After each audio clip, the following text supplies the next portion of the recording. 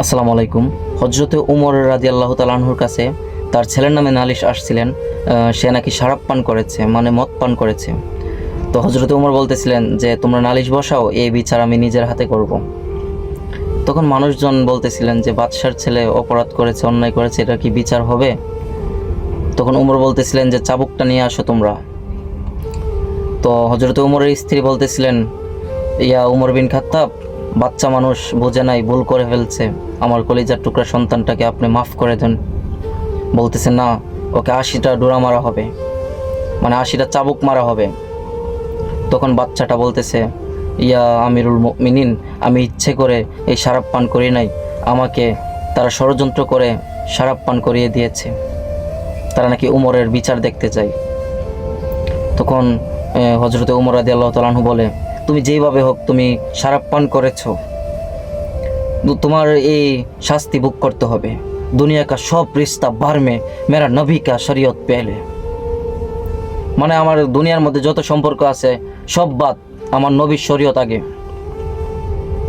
তখন এই মানুষজন বলতেছিলেন যে 2-4 দিন পরে এই বিচারটা করেন না।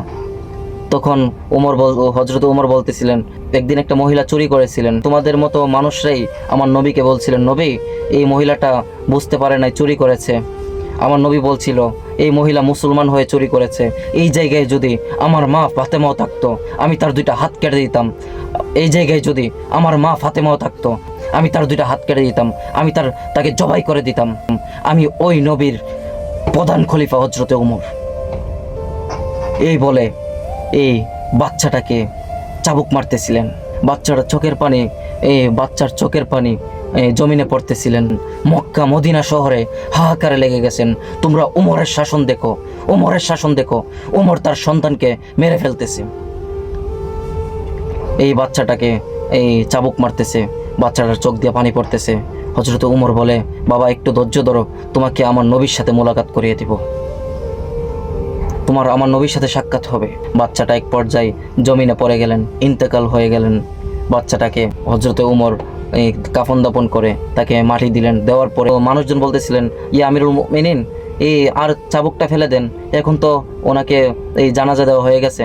বলতেছে না, আরও চাবুক মারা বাকি আছে। তো ওই কবরের মধ্যে মারতেছিলেন। মারার পরে হযরতে উমর চোখের পানি ফালায়া বলতেছি, ইয়া রাসূলুল্লাহ, আমি কি সঠিক বিচার করতে পেরেছি? আমি কি সঠিক বিচার করতে পারলাম?